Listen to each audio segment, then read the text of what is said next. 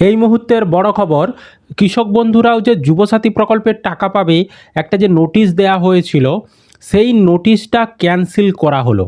তাহলে কি কৃষক বন্ধুরা যুবসাথীর টাকা পাবেন না? নতুন নোটিফিকেশান আবারও জারি করা হয়েছে। কি বলা হয়েছে সেটা আলোচনা করব। এছাড়াও কিন্তু যুব দপ্তরের তরফ থেকে যে 13ই ফেব্রুয়ারি নোটিফিকেশান জারি করা হয়েছিল যুবসাথী প্রকল্পের, সম্পূর্ণ গাইডলাইনারে বলা ছিল, সেই নোটিফিকেশনটাও কিন্তু তুলে নেওয়া হয়েছে। তাহলে কি দিকে এগোচ্ছে? কৃষকরা কি সত্যিই পারবে, না কৃষকদের নিয়ে কি ভেবেছে সরকার?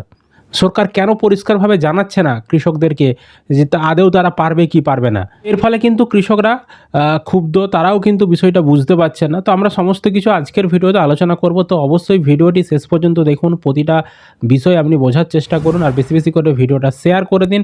এই ধরনের আপডেটগুলো পাওয়ার জন্য চ্যানেলটিকে সাবস্ক্রাইব করবেন। ফেসবুক থেকে যারা ভিডিওটি দেখছেন পেজটি ফলো করে রাখতে ভুলবেন না।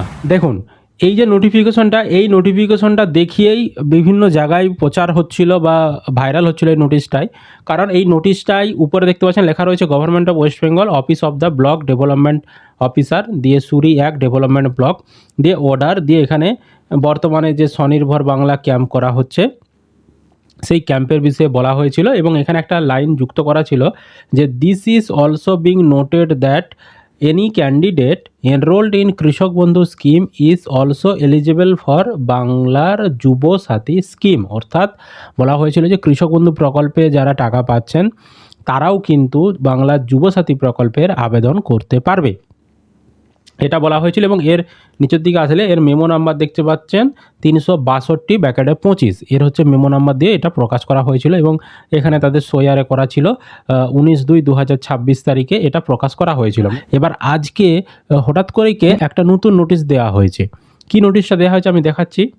দেখুন, আমি এই মুহূর্তে নতুন নোটিশটা দেখাচ্ছি। উপরেই government of West Bengal, office of the block development officer, Suri এক ডেভেলপমেন্ট ব্লক, দিয়ে এখানে বলা হয়েছে যে যে স্বনির্ভর বাংলা ক্যাম্প করা হবে সে বিষয়ে বলা হয়েছে। স্পেশাল ক্যাম্প আরে হবে, কোথায় কি ক্যাম্প হবে সেগুলো বলা হয়েছে। এবং এখানে দেখুন, আগে যে নোটিশটাতে বলা হয়েছিল যে কৃষক বন্ধু প্রকল্পের টাকা পেলেও পারবে, এবারে যে নোটিশটা জারি করা হয়েছে এখানে কিন্তু সেই জায়গাটা আর নেই, সেই অপশানটা বা সেই লেখাটা তুলে দেওয়া হয়েছে।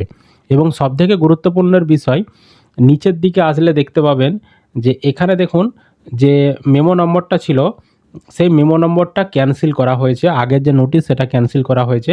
দেখুন এই যে লেখা রয়েছে memo number 362/25, date 19/2/2026, issue from this office is hereby cancelled. মানে আগের যে নোটিশটা দিয়ে আপনাদেরকে বোঝানো হচ্ছিল বা দেখানো হচ্ছিল প্রমাণ, সেই নোটিশটা ক্যান্সেল করে দেওয়া হয়েছে ওই ব্লকের তরফ থেকে। মানে সুরি এক ডেভেলপমেন্ট ব্লক যে নোটিশটা দিয়েছিল তারাই নিজেদের নোটিশকে ক্যান্সেল করে নতুন নোটিশ জারি করেছে। এখানে দেখতে পাচ্ছেন বলা হয়েছে যে 362/25 যে মেমো নম্বর দিয়ে নোটিশটি ছিল, যেটি 19/2/2026 প্রকাশ হয়েছিল, সেটিকে বাতিল করে দেওয়া হয়েছে। বুঝতে পেরেছি যে নতুন নোটিশ আবারও এটি প্রকাশ করা হয়েছে এবং এর মেমো নম্বর হচ্ছে 363/25। ঠিক আছে, এটাও 19/2/2026 তারিখেই প্রকাশ হয়েছে। বুঝতে পেরেছি আপনাদেরকে। তাহলে এভাবে নোটিশ ক্যান্সেল করে দিল। এখানেও কিন্তু আবার একটু সন্দেহ জাগছে, তাহলে কি কৃষক বন্ধুরা আবেদন করতে পারবে? হ্যাঁ, সেই নোটিশটা দেখিয়ে তো সবাই বলছিল যে হ্যাঁ পারবে, এরকম তো নোটিশ দিয়েছে। তাহলে সেই নোটিশটাই যদি এখানে ক্যান্সেল বলে দেয় ওই ব্লক থেকে, তাহলে তো একটা সন্দেহ জায়গা থেকেই যাচ্ছে। এছাড়াও আরেকটা গুরুত্বপূর্ণ জিনিস, সেটা হচ্ছে এই যে পশ্চিমবঙ্গ সরকারের তরফ থেকে ইউথ দপ্তর মানে যুব দপ্তরের তরফ থেকে 13ই ফেব্রুয়ারি একটা নোটিশ জারি করা হয়েছিল এই যে বাংলার যুবসাথী প্রকল্প, সেটার নিয়ে কিভাবে কি হবে, এর যোগ্যতা, হ্যাঁ এর শর্ত, কারা আবেদন করতে পারবে, হ্যাঁ তারপর কি কি কাগজ লাগবে, এ বিষয়ে একটা নোটিফিকেশান জারি করা হয়েছিল 13ই ফেব্রুয়ারি 2026 তারিখে। আমি সেই নোটিশটা এই মুহূর্তে স্ক্রিনে দেখাচ্ছি, দেখতে পাচ্ছেন এই নোটিশটা কিন্তু প্রকাশ করা হয়েছিল। বর্তমানে এই নোটিশটাও যুব দপ্তরের তরফ থেকে তুলে নেওয়া হয়েছে। তাহলে এখানেও আবার একটা সন্দেহ জাগছে। আমি এই মুহূর্তে department of youth service and sports youth service wings যে ওয়েবসাইট, এখানে রয়েছি এবং এখানেই কিন্তু এই জায়গাটায় সেই নোটিশটা ছিল, এতদিন ছিল। আমরা দেখতে পাচ্ছি কাল থেকে মানে ওই 19 তারিখ থেকে ওই নোটিশটাকেও তুলে নেওয়া হয়েছে এই ওয়েবসাইট থেকে। বুঝতে পেরেছি, মানে এখানে কিন্তু আগে সেই নোটিশটা দেওয়া ছিল, এখন কিন্তু আর সেই নোটিশটাও নেই। তাহলে সরকার কেন আগের নোটিশটা তুলে নিল, সে বিষয়েও কিন্তু প্রশ্নচিহ্ন থেকে যাচ্ছে। এবার তাহলে সাধারণ মানুষ আপনারা কি করবেন আপনারা তো দোটানায় পড়ে যাচ্ছেন। এতক্ষণ নোটিশ দেখাচ্ছিল প্রমাণ, নোটিশে বলা হচ্ছিল আবার যদি সেই নোটিশটাকে ক্যান্সেল করে দেয়, তাহলে তো এবার মানুষ কোনটাকে বিশ্বাস করবে?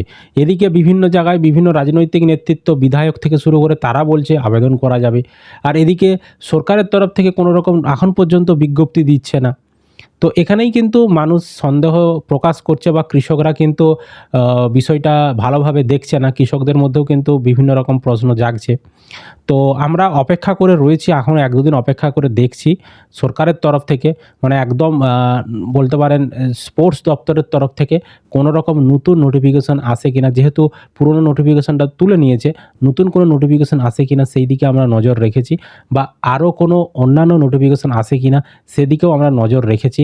তো আমি আপনাদেরকে আগেও বলেছি, এখনও বলছি, যারা কৃষক বন্ধুর টাকা পান আপনারা ক্যাম্পে গিয়ে বা অনলাইনে আবেদন করে রাখুন। যা হবে পরে দেখা যাবে। যদি সরকার নিয়ম না পরিবর্তন করে আপনার আবেদন রিজেক্ট করবে, এর থেকে তো বেশি কিছু হবে না। তাই আপনারা সকলেই যদি কৃষক বন্ধুর টাকা পেয়ে থাকেন, আপনারা যদি যোগ্য হন ২১ থেকে ৪০ বছরের মধ্যে বয়স আর মাধ্যমিক পাস যদি হয়ে থাকেন, যুবসাথীরও আবেদন করে রাখুন। সরকার কি নিয়ম আনে আমরা সেই দিকে নজর রেখেছি। যা যা লেটেস্ট আপডেট আসছে আপনারা সর্বপ্রথম আমাদের চ্যানেল থেকে দেখতে পাচ্ছেন। আমরা নজর রেখেছি, নোটিফিকেশন আসলে বা যদি নাও আসে সেই আপডেটও আমরা আপনাদেরকে দিয়ে দেব। বোঝাতে পেরেছি আমাদেরকে। আর আরেকটা বিষয়, যুবসাথী প্রকল্পের অনলাইন আবেদন যারা করবেন সেখানে কিন্তু ডকুমেন্টস আপলোডের একটা নতুন নিয়ম পরিবর্তন হয়েছে।